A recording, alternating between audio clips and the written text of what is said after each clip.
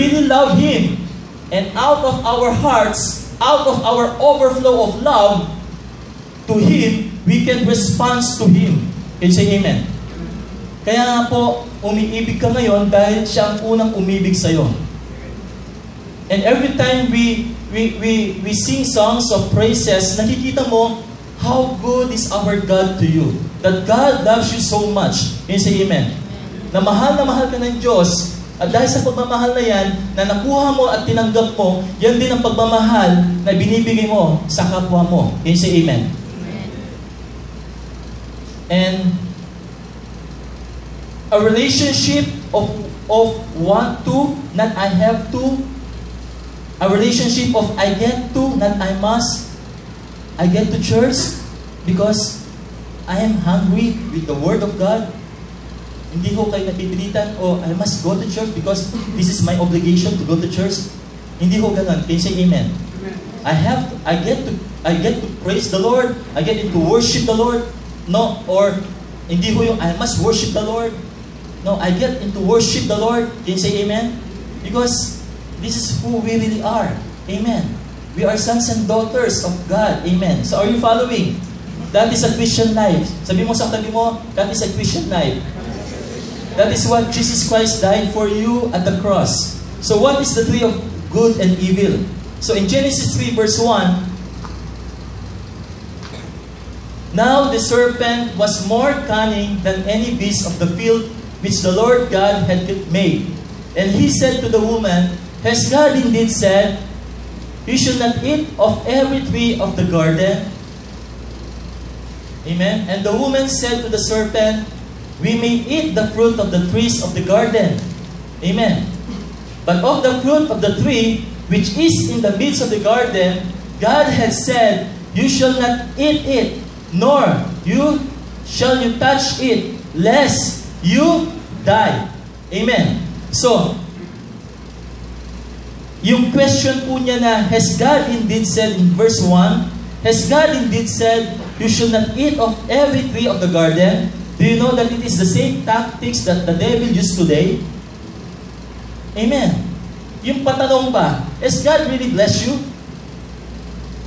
Are you really healed?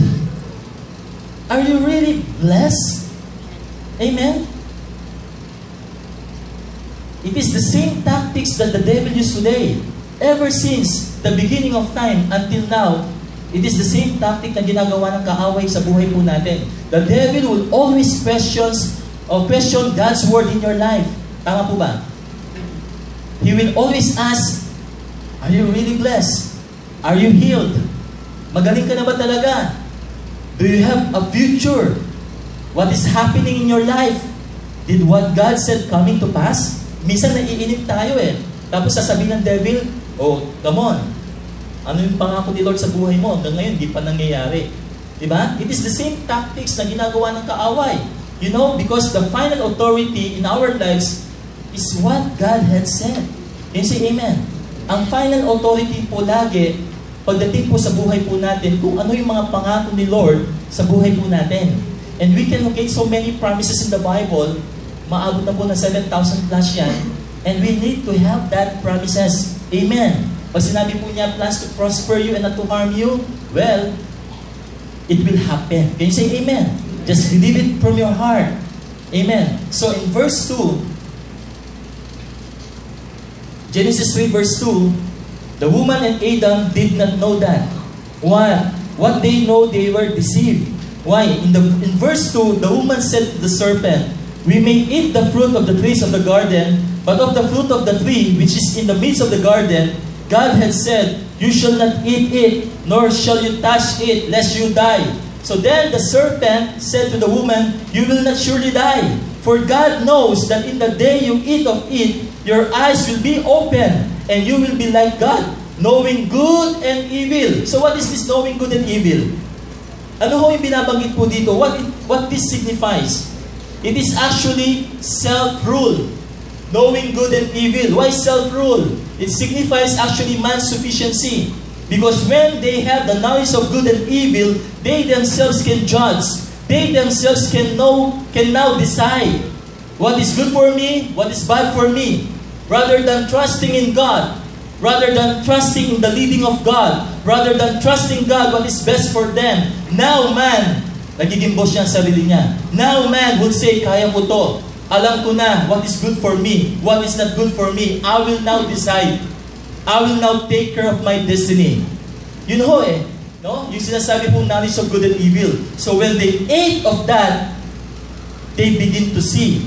God now begin to see they are trying to work out their righteousness. They are now trying to earn it through their actions. Amen. Di ba ganun po tayo? Minsan, alam natin, blessed na tayo, but sometimes our actions does not define who we really are. The key here to be a successful person is knowing who God is, what He has done, and who we are in Him. At ang sabi po doon, God is a gracious God. Amen. He put the Garden of Eden, He put the man, He finished the work, and that is who you are. Amen. So tayo po ay pinagpala na ho ng Panginoon. Can you say amen? Tayo po ay pinagaling na ho ng Panginoon. Can you say amen? Hallelujah. So, we are not trying to work out our righteousness because our righteousness does not depend on our performance, does not depend on our behavior. Our righteousness depends on Jesus' performance at the cross. That's why He said, it is finished. Amen. God imputed His righteousness for all of us. Amen.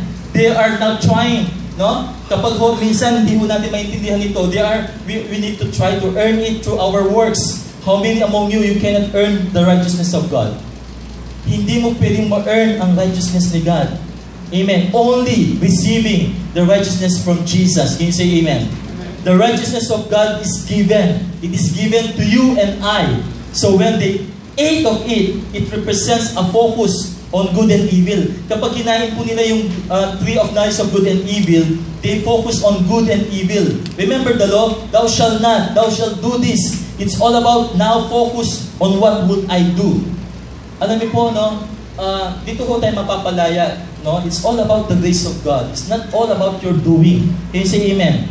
If God wants to bless you, God is blessing you not on the basis of your performance. Of course, for every labor there is profit, but there's no other better place except when we receive the unmerited favor from the Lord. Can you say amen? Hallelujah. So, what will I do rather than a leading? Mas maganda po, we are being led by the Holy Spirit. Amen? A humbling rather than you submitting to the leader who is the Holy Spirit to you. Rather than focusing on the relationship now, man, Adam. Alam niyo po ba, Adam represents man. Adam represents who we are.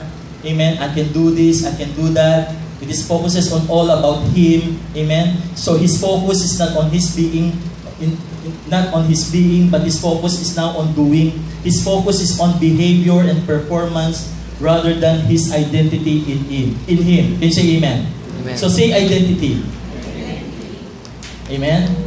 The vision of this church is to grow in the grace and knowledge of our Lord Jesus Christ. Amen. And you hear messages na minsan narinig po natin to, you need to be like this, you need to be, amen. Rather than preaching, we need to preach who we are. Can you say amen? Who we are in Christ. Sino ka? Amen. Now you will receive Jesus Christ. What is your identity now?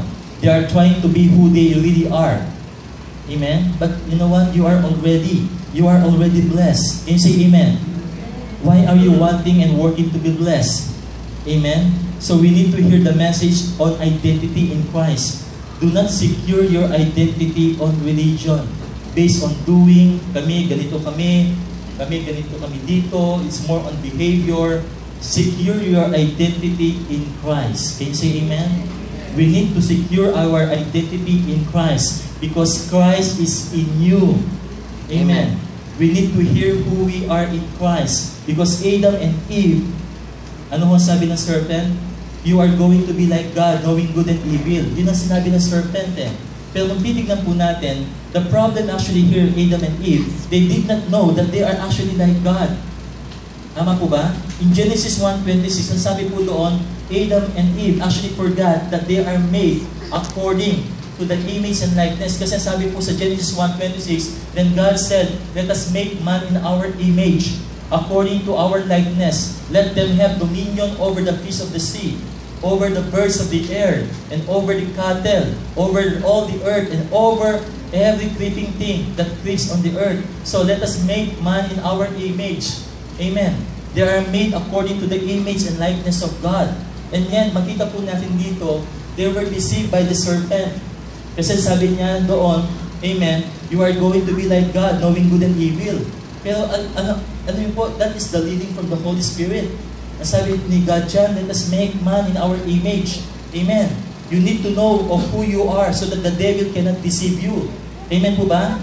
Kailangan po natin malaman kung sino talaga tayo so that the devil cannot deceive you because lagi po ang kaaway, ninanakaw po niya ang salita ng Diyos. Amen. Lagi ho ang ating kaaway, amen, lagi ho niyang i-steal what you have in Christ. You need to know what Christ has purchased for you. You need to know today because Jesus Christ as He is, so I am in this world. Can you say amen?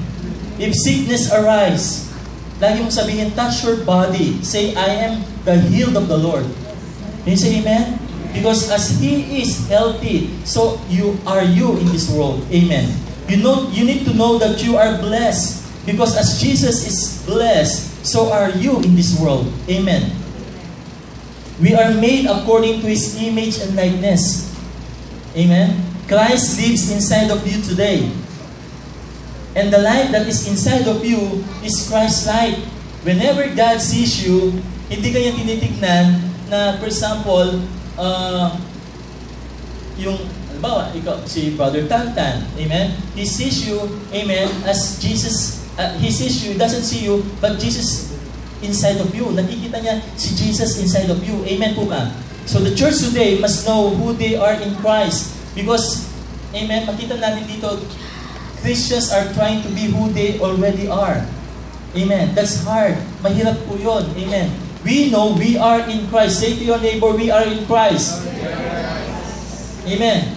So Adam and Eve, because of their relationship with God, already have everything they have needed. Amen? They did not work for it. Hindi ho nila tinabaho lahat ng ginawa ni God. They have must receive it. Because it's all about receiving. Ma-enjoy mo lahat ng blessing ni Lord. They have just trusted and believed in God. But Adam and Eve tried to be more like God by their own efforts. Rather than partaking of the finished work that produces life. You know what? The Garden of Eden, you know, Christianity is not about trying. Christianity is all about believing. They say amen. It's all about believing and receiving who you are in Christ. Amen po ba? So understanding this, the tree of the knowledge of good and evil could also be called the law tree. So there are two trees.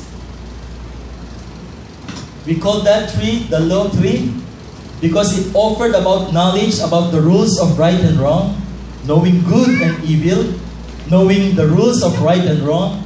When Adam ate from the tree, he instantly found himself a place where doing right and avoiding wrong became a defined issue in his life.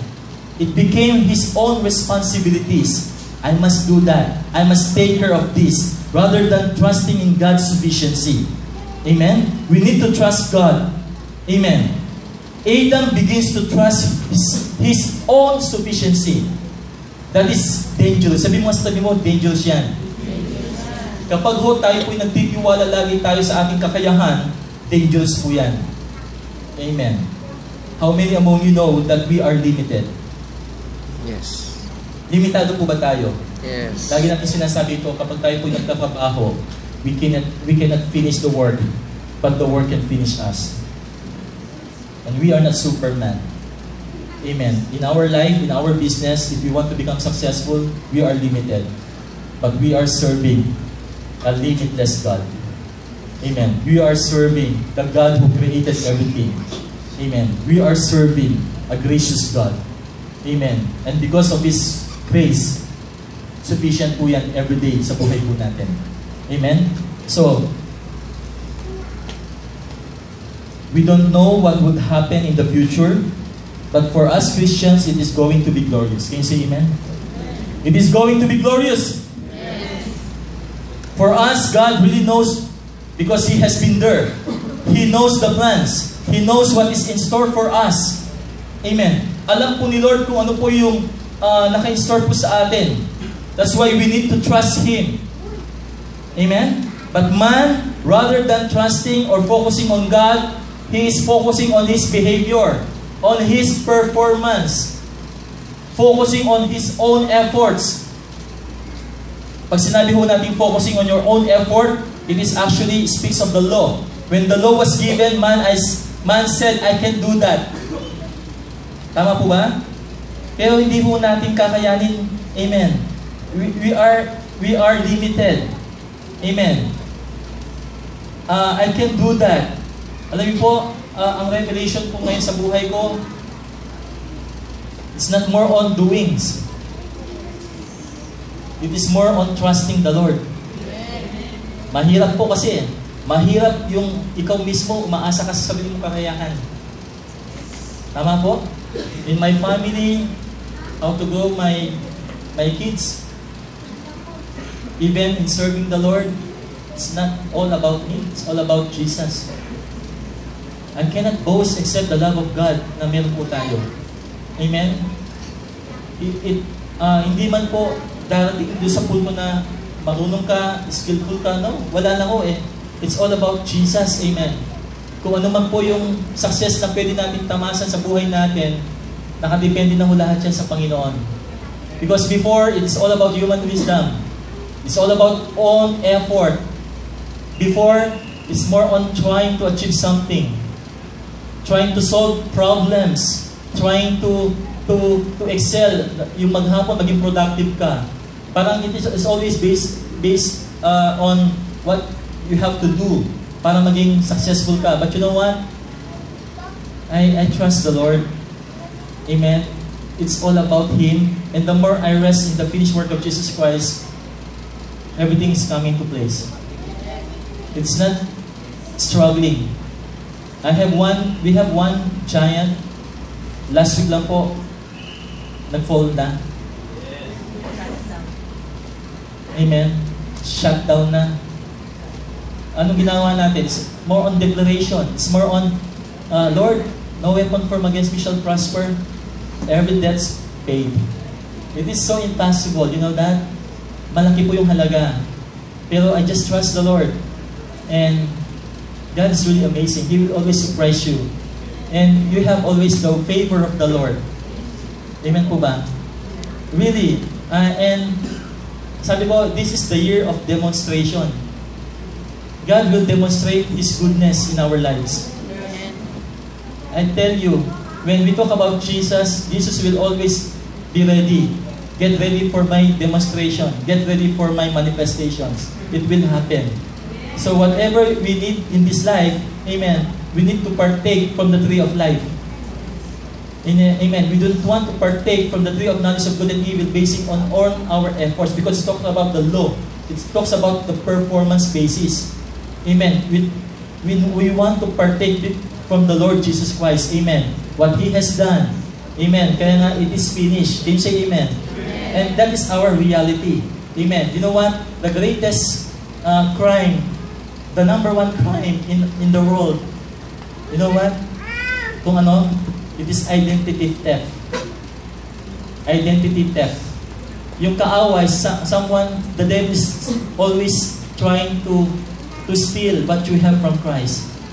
Amen. So, kung papayag ka, matatalo ka eh. Kaya nga, you have to focus on Jesus. Remember, in Jesus Festival, we need to focus. Amen? Ano sabi doon? Amen? Glare at your circumstances and stare at Jesus. And when you say stare, it is more on focusing on the Lord with wide open eyes. Amen. Kailangan po nakafocus ka lang kay Jesus. Yes, you have your problems, but you need to focus on Jesus. Can you say amen? Kaya nga po dapat makita natin ang situation natin, si Jesus po ang ating kasama. Can you say amen? So rather than focusing on your performance, focus on God. Amen. Focusing on His goodness. Amen po ba? The law the purpose of the law, why God has given the law, to tell man, you cannot do it. Amen? You need my son. You need a Savior. And then what happened? Jesus came. For the law was given through Moses, but grace and truth came through Jesus Christ. Amen. When a Christian is focused on doing what is right and avoiding what is wrong, he is actually missing the point, the value of the cross. Amen. What is the point of the cross? The point of the cross is not rules. The point of the cross is relationship. God loves us so much. John 3:16, for God so loved the world that He gave His only begotten Son, that whosoever believes in Him shall not perish, but have everlasting life. It focuses on God's love. For God so loved, God is so loving, amen, that He gave His only begotten Son. Talks about Jesus and His finished work, that whosoever, that it's who we, yun po tayo. Amen, that is our identity. Amen. Amen. Religion channel, someone, okay, meron po akong napanood na madalas po akong nanonood sa mga channel po sa TV, no? And madalas, meron akong tinitignan ng mga ibang mga preacher. Sabi po doon, someone asked this guy, brother, paano ba ako magiging kaaya-aya sa Panginoon? How will I be worthy in the sight of God? Then the brother said, you need to do good works so that you will be worthy in the sight of God. Amen? I've been there before, doing good works in the sight of God, trying to earn God's blessing. How would you know that you are worthy with all your... How would you know that you are worthy with all your good works? Paano malaman na your good work is enough? How would you know that your good works is enough? How would you know that you are worthy? Amen? Who among you know the Bible says it is not by good works? Because sabi po sa Bible in Ephesians 2 verse 8 to 9, we are saved by grace through faith in Christ Jesus. Amen? It is, for by grace you have been saved through Christ, to faith, and that not of yourselves. It is the gift of God. Can you say amen? Sabihin natin gift. I remember nung kami po yung nagmamotorcade sa Kabantuan, promoting the business. Amen. We give flyers. Okay? But you know what? Ang mga tao po, naghahanap sila ng candy.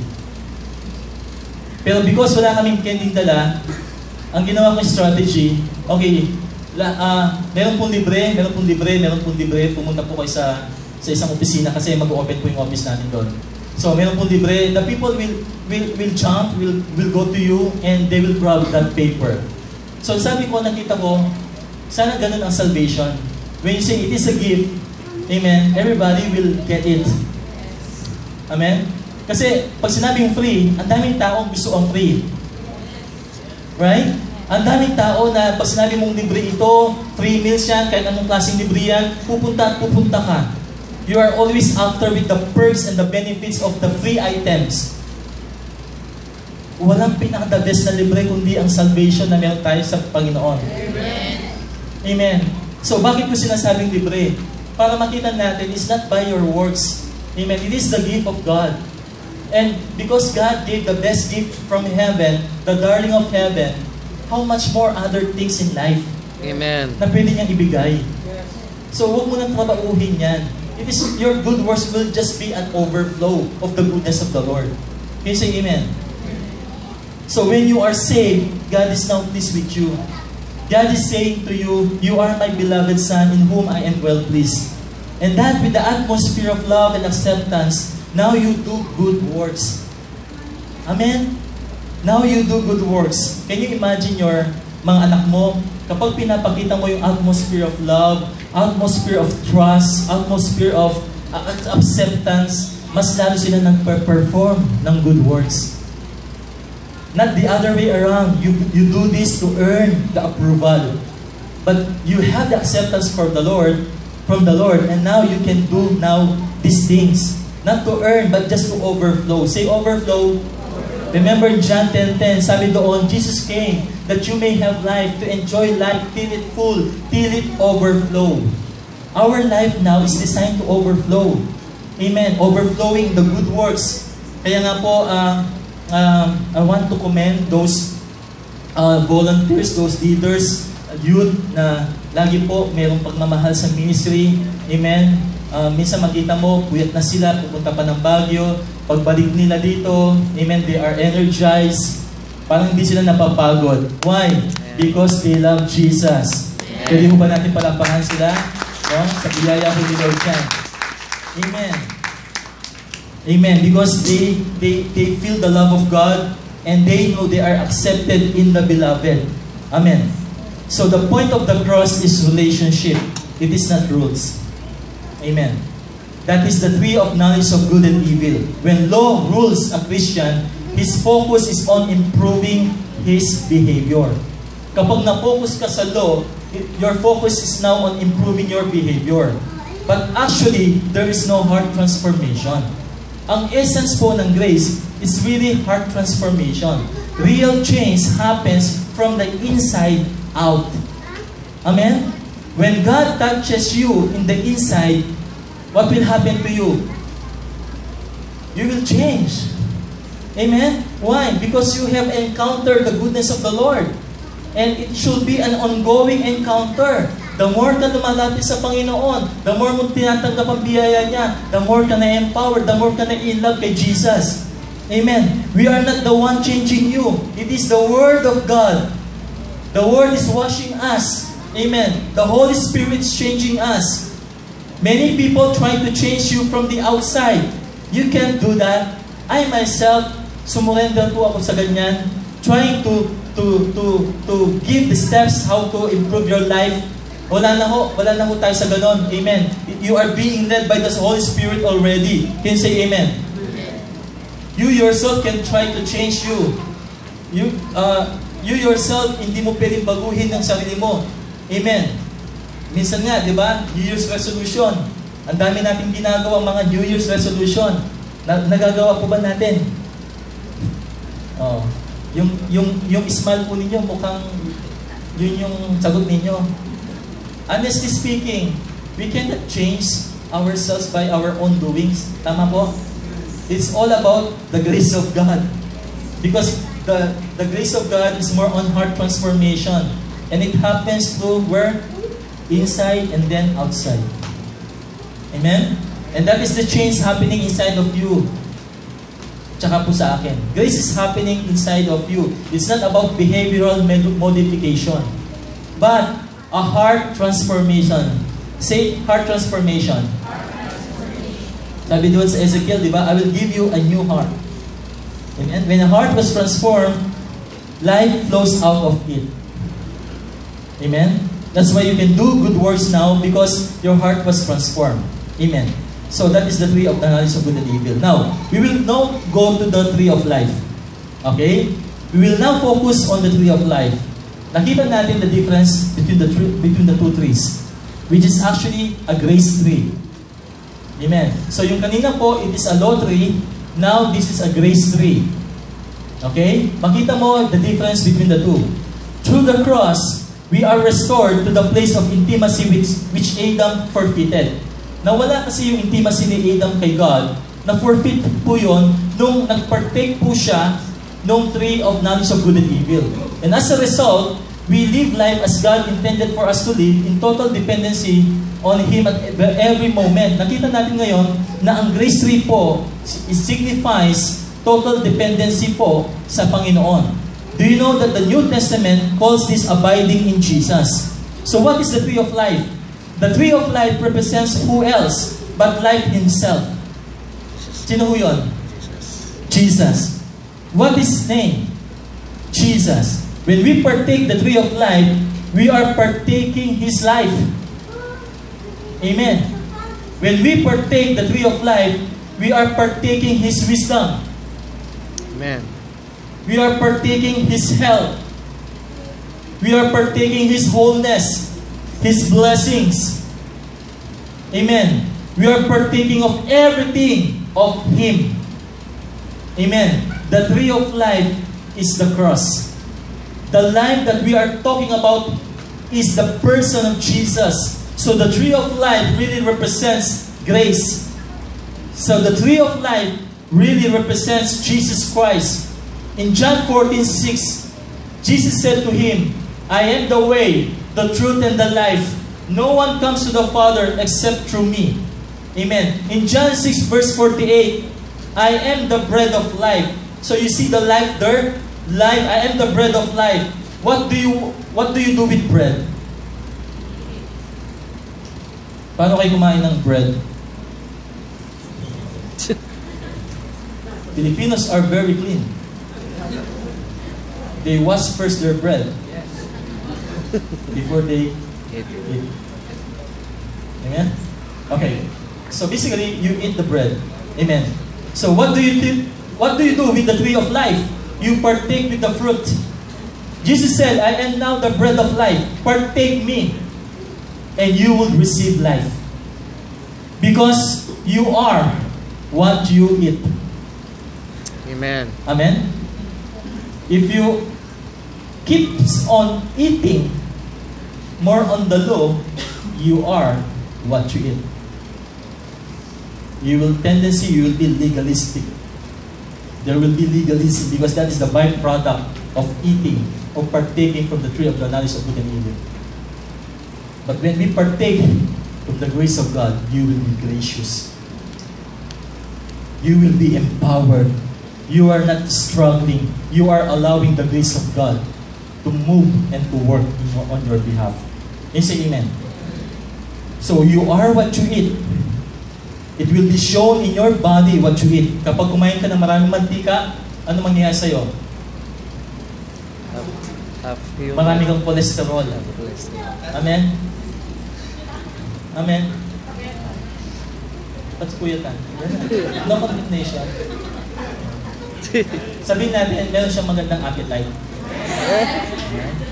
So, our appetite, amen, with the word, with the things from the Lord, it depends, amen, kung ano yung kinakain mo. Kaya nga po, there's no life when it comes to the law. It's all about the grace of God because the letter kills, but the grace of God, the Holy Spirit gives life.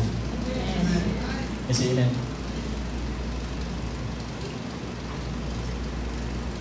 If you eat fear, then that is going to come. That is going to be released into your body. If you keep on thinking of your problem, that is going to come. Amen? Lagi kang nakapunot ang noo mo. Hindi ka makatulog. Hindi ka makakain. Amen? Siguro in love ka na. Amen? But when you eat life, what happens? That is going to happen. Even in your calm expression, it will show to your body. That is going to show. Amen. So we have to partake of the life of Jesus. Jesus said, I am the bread of life. In John 11:25, Jesus said to her, I am the resurrection and the life. He who believes in me, though he may die, he shall live forever. Can you say amen? Jesus carried life. Aren't we glad that we have Jesus inside of us? And wherever He went, darkness or death needs to go. So if Jesus will be the center of your life, will be the priority of your life, any problem na meron ka, that problem will go. Can you say amen? Any debts, any needs na meron ka. Amen. Because in His fullness, we come to Jesus. Amen. And we partake from Him. Amen. And so when you are worshiping the Lord, you are partaking from the Lord. Kaya lumalakas ka, paglisan mo sa lugar na ito, charge ka na naman. Bakit? Pagdating ng bukas, hanggang Friday, mundo, drain ka na naman. Amen? But when we partake from the tree of life, every day ng buhay natin, nagde-devotion tayo, nagme-meditate tayo ng goodness ni Lord. Amen. Kahit may problema, yes. The more nga na may problema ka, the more ka nga tumingin sa Kanya. Amen? Hayaan mo po ha, kasi minsan, ito ko kasi yung experience ko, pag medyo nababagalan na ako, I have to perform. Pero pag nag-perform ako, the more ako napapahamak. Totoo po. The more nagkakaroon ng problema at hindi nasosolve. But napansin ko, when you are resting, when you are meditating, akala mo wala kang ginagawa. Why? Because God is working in your situation. Amen po ba? Amen. It should be an experiential grace. Amen? So, I'm preaching with an experiences na makita mo, sabi ko, Lord, kabuti mo. Yung supernatural, pwede niyang gawin sa'yo anytime from now on. From now. Amen? Just focus to Jesus. Amen? Masabi, di ba, sa Matthew 6:33, seek ye first the kingdom. We are seeking Jesus, the King. And all these things shall be added. Amen. So wherever He went, there is provision. There is life. Wherever Jesus went, healing is there. There is life. Wherever He went, peace is there. There is life. Wherever He went, there is transformation. There is life. We partake of that. Amen? You know what is going to happen? We continue to partake of that. Then and only then, we can have life in the areas of our lives. So we have to speak life into your situation. Amen. We have to speak life in everything we do. In 1 John chapter 5 verse 11 to 12. And this is the testimony that God has given us eternal life. And this life is in His Son. Verse 12. He who has the Son has life. He who does not have the Son of God does not have life. Amen. So, the word life in Greek is zoe. The Greek word for life is zoe. That is the root of the English word zoo. Diba? Punta tayo sa Manila Zoo. Diba? Mag-field trip tayo sa Manila Zoo. Okay? Zoology, study of life. Zoe is used of the state of existing and being animate, which is common to all mankind, whether saved or unsaved. For example, when Paul says to the idol-worshipping Greek and Athens, the God who made the world and all things in it, He Himself gives to all life and breathe in all things, for in Him we live, amen, and move and have our being. So Zoe also refers to an individual's person's life while on earth. In the Greek New Testament, Zoe has a special meaning. Alright? Sa New Testament po, it has a special meaning pag sinabi natin Zoe. It speaks of the life that is given by God through Christ Jesus to those who believe in the gospel. Amen. In this usage, Zoe is often modified the adjective aionios, which means eternal. Ang English po noon is eon. Sino po dito ang may yun din eon? Amen. Doon po na-discover ano siya? Of endless duration. Diba? Patibay pala. Amen? Yung eon. Amen? So, merong eon club pala, no? Alright. So, in Hebrew, it is called chai. C-H-A-I. To live, have life, remain alive, sustain life, live prosperously, live forever, be quickened, be alive, be restored to life or health. That is our Zoe life in Christ. Amen. You have life, you remain alive, there's a sustainability of your life, you live prosperously, you live forever, you are quickened, you are alive, you are restored to life or health. You say amen? Amen. Restoration. No? Pagdating sa health, just believe in the finished work, you will be restored. In John 15 verse 4 to 8, through Jesus Christ, now He has given us life. Under the new covenant in John 15:4 verse 8, ang sabi po dito, abide in me and I in you. As the branch cannot bear fruit of itself unless it abides in the vine, neither can you. Amen. Bilis po. Amen. Alright. Unless you abide in me. Okay, next verse. So, I am the vine, you are the branches. Who is the vine? Jesus. He who abides in me and I in Him. See? He who abides in me and I in Him bears less fruit. No. Much. Few fruits. No. More fruit. Much fruits. You say amen. Under the grace of God, there will always be much. Yes, you have your labor. There's always profit for every labor, the Bible says. But when it comes to bearing much fruit, it's all about Jesus. Sabi niya dyan, for without me, you can do nothing. Can you say amen? If we want to bear much fruit, let us abide in Jesus. Whatever now, Jesus is the vine. Whatever now the vine has, we have. Amen. If the vine has life, then we have life. Kaya pag may puno, kahit tanggalin mo yung mga branches, because the vine, even the trunk, pinlan mo yan, linipat mo yan, because andun po yung life talaga, eventually, lalabas po yung mga dahon. Can you say amen? At sabi doon, we are the branches and He is the vine. Amen. We can partake of life because we are connected to the vine. Whatever the vine has the branch, amen. So the fruits that comes out of the branch, it is because of the vine, not because of you. Kung ano ang bunga mo, hindi dahil nag-produce ka o nag-exert ka ng effort, kundi yung bunga mo ay galing mismo sa vine. So whatever it is of the vine, you have. So as you partake the tree of life, you partake of Jesus Christ. You partake of the finished work. You partake of His love for you. You partake of His promises for you. You partake of His peace. You partake of His wisdom. Amen. The fruit that will come out, much fruit. At yung bunga na yun is His fruit. Ang bunga ng church na ito, bunga yan ni Jesus. We are connected. Amen. Yung bunga mo sa ministry mo, bunga yan dahil kay Jesus. Not because you perform, but because in you and through you, God is working. Because of His grace towards you. And sabi sa verse 5, I am the vine, you are the branches. He who abides in me, and I in him, bears much fruit. For without me, you can do nothing. Verse 7, if you abide in me, and my words abide in you, you will ask what you desire, and it shall be done for you. Why? Because your desire, your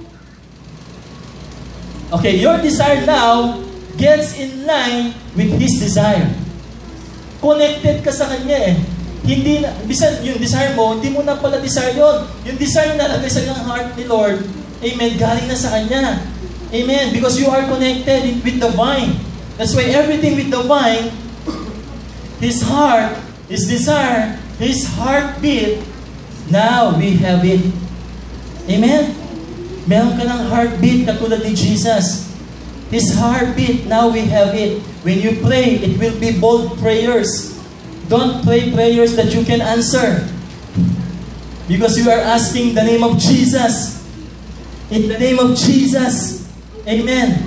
Pray prayers only God can answer. Amen. If you have a problem, and it seems hindi mo kaya sagutin yan, pray in the name of Jesus. That's why we always step out and believe for the supernatural. Amen. By His grace. And only by His grace, we will declare things to happen in our lives, in this church, that all families will experience grace happening in their lives. Amen. Para meron kang kwento. I have a grace story. Because of the grace of God, I am what I am right now. Because we preach grace, we pray for our hope members, amen, na mas marami po siya ma-experience. Amen. And we want more from the Lord because there's always much more from the Lord. Can you say amen? You know what? We are praying for a campaign visibility for this church. And the owner of the City Walk granted us na mayroon po tayong tarpaulin dyan sa harap po ng mall. Can you say amen? Pwede ba natin palakpakan si Lord? Lahat ng mga tenants dito may bayad. Tayo lang po ang hindi nagbabayad ng kusa. Amen? Ano yung kusa? Yung kung advertisement cost. Can you say amen? Amen? Amen. Aren't we glad that we have a gracious God? Brother Rolsan, kinuwento po niya last week, because we are claiming restoration for this year. He lost his bracelet, yung kanyang ginto, kasi marami po siyang ginto. So yung isa sa mga ginto niya, hindi niya alam kung saan niya naiwan. That happened last year, tama? Sometime in November, December. And today is the month of February. Okay, na-recall po niya. God gave him the wisdom kung saan po siya pumunta. At nung pumunta po siya doon, clearly he can identify what happened in that Globe branch sa SM. Nung nagbayad pala siya. So doon niya naiwan yung bracelet po niya. So of course, these guards, no, buti na hindi nila sinangla. Kala nila plated lang. And then, so nag-inquire po siya, tinanong kung ano yung itsura. So lahat na-identify naman ni Brother Wilson. And that's it. Because this is the year of restoration, yung nawala, na-restore na. Palapakan natin si Jesus. I am telling you this, get ready for demonstration. Because revelation takes place in our spirit. Amen. And transformation takes place in our mind. If you renew your mind in the goodness of the Lord, manifestation will come. Amen? Kasi minsan naghahanap tayo ng transformation, ng manifestation. No, it will always start with revelation. Then transformation, and then manifestation. What we are revealing now is a revelation that we need to partake from the tree of life, who is Jesus. Amen? Amen? It seems it will slow you down because magre-rest ka lagi. But I'll tell you, the more you rest, God works. Because it is already finished. It will happen. It will be manifested. Can you say amen? Amen? So partaking from the tree of life means focusing in our relationship with Jesus. Okay? So we are in alignment with Jesus' focus. Amen. We are not focusing on rules. We are not focusing on what will happen for us. What are we going to do? It focuses on being and not on doing. Because we are human being and not human doing. You do what you are. Diba? Sa human doing. So if you focus on your identity, amen, that's what you are going to be doing. Because identity follows behavior. So every time you know your identity in Christ, you know your behavior. Amen. So it's not the other way around. Behavior to acquire your identity. No, I will do this to acquire my identity. Yeah. Amen. No. Your identity and then your behavior. Because you are blessed, your behavior now, you act like you are a blessed person. We are not trying to fake it until you make it. O fake lang ha. Okay, trying to be rich ha. No. You have to fake it until you make it. You say amen. Because it is through our faith that we could access the grace of God. You say amen. Let us eat the goodness of the Lord. Amen. We have to partake. Amen. Taste and see that the Lord is good. You say amen. This week, let us choose to eat from the goodness of the Lord. Amen. Kung meron tayong mga binabayaran, amen. Hallelujah. Pakita sa mga kamay. Hallelujah. Thank you, Lord, for the provision. I declare provision over your life and over your family. Get ready for Jesus' demonstration in your life. Because as we focus on Him, all these things shall be added to your life. Amen. Who among you here may mga sakit at karamdaman? Hallelujah. God will be your healer. Amen. Amen. He will heal you by the stripes of Jesus Christ. You are healed. Partake from His goodness. Partake from His good healing. Amen. In His fullness. Because as Jesus is, so are you. Amen. Maybe fear is going to come in. Someone will say negative things to you. Ako ngayon, grabe, paranoid na ako sa mga negative. Ayaw ko nang pansinin yan. Bakit? If God is for us, who can be against us? We are still in the majority. Amen. Yung greater na ay nasa sa iyo. Can you say amen? Hallelujah. You partake of life, you choose to eat right, and you are going to live right.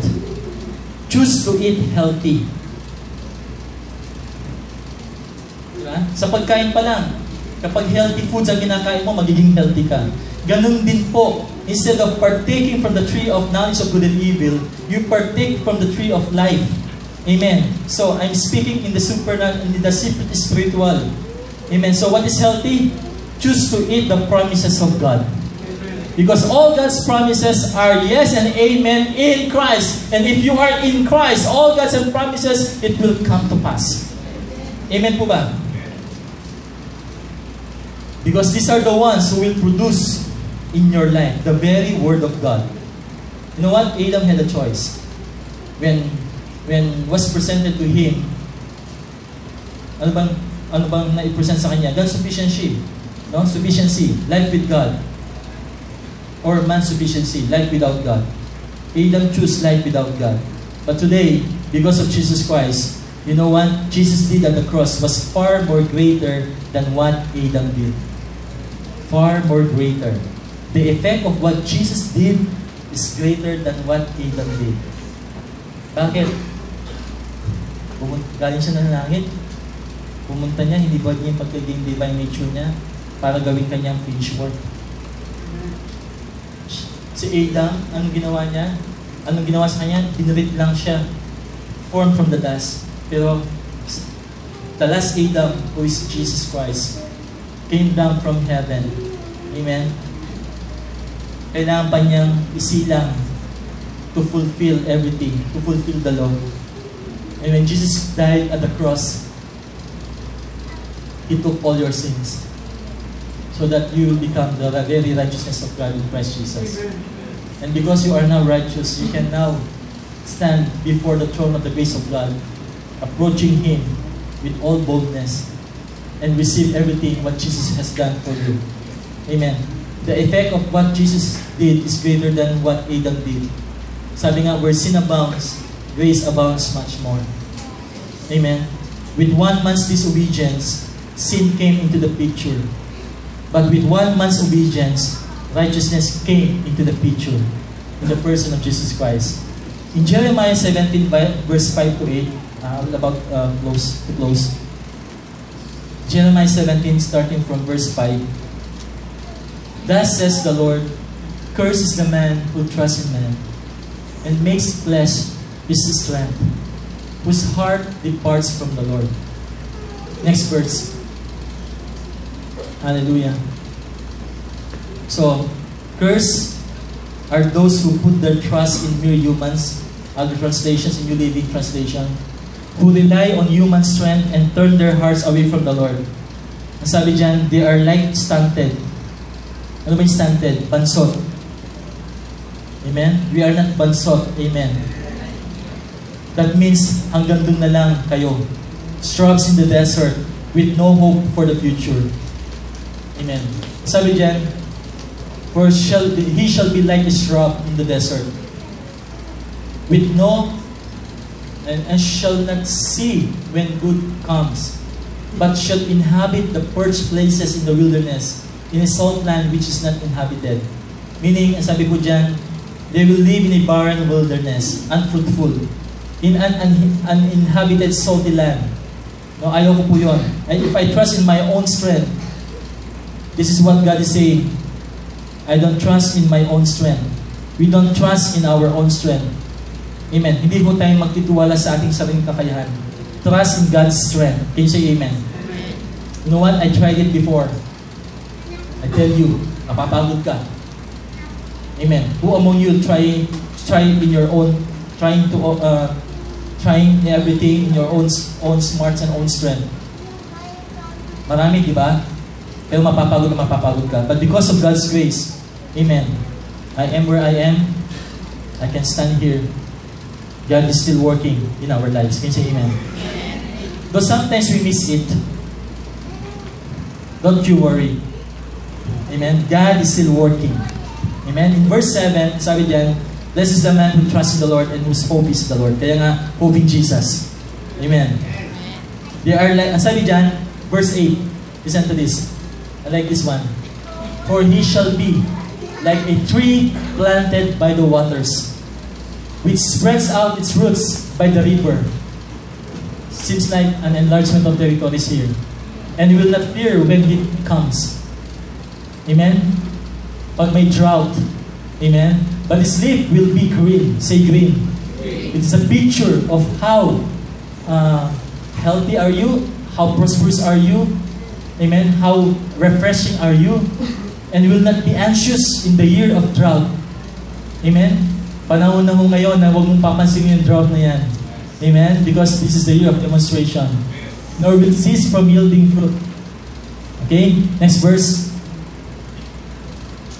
For he shall be like a tree planted by the water. So hanggang 8 lang, no? Okay, tingnan muna natin. So, say, we are always green. Sabi mo nga, green ka. Okay? We are always fresh. Sabi mo sa akin mo, fresh ka. People will look to you and say, what do you have? Amen? What are you taking? Amen? What are you putting on? And say, I trust in God. Amen? Rest is there if you trust God. So in all areas of our lives, in every decisions we make, maybe small decisions or big decisions, God, I need you. Amen. If there is no peace in your heart, don't go for it. Let the peace of God be an umpire in making your decisions. And say amen. Because sasabi ni Lord, grace and peace be multiplied to you. Amen. So, when you wake up in the morning, say, Lord, thank you. This is the day that you have made. I will rejoice because something good is going to happen. Amen. In big decisions, let us be led by the Holy Spirit. Let us be led by the peace of God. I choose to partake of the life that God has. I choose not to partake from the tree of knowledge of good and evil, but to the tree of life. That is our Jesus. I choose to partake that I am the blessed of God, rather than being pressured with so many things, with so many troubles. Because there is, and we just need to overcome it by the Word of God. May problema po, di mo mawawala yan. But we have to overcome that problem by the Word of God, by His grace. Amen. There is life inside of us. There is Jesus. Amen. And in John 6 verse 57, in New Living Translation, sabi po dyan, I live because of the living Father who sent me. And I live because of the Father. So he who feeds on me, okay, ulitin natin, I live because of the living Father who sent me. In the same way, anyone who feeds on me, anyone who partakes on me, will live because of me. Diba? Kaya may awitin, because He lives, I can face tomorrow. Because He lives. Amen? All fear is gone. Amen. Because I know He holds the future. You see, amen? He who feeds on Christ will live because of Christ. Because He says, He who feeds on me. Amen. Let us partake of His life. Let us partake with the tree of life. Everything about life. And we are going to live because of Him. You know what? In Proverbs 11 verse 30, the fruit of the righteous is a tree of life. Amen? The fruit of the righteous is a tree of life. And he who wins souls is wise. So let us partake from the tree of life. Let us partake from the goodness of the Lord. Let us partake of His love for us. Remember, His grace changes everything. Amen? So, pwede po tayong tumayo. Hallelujah.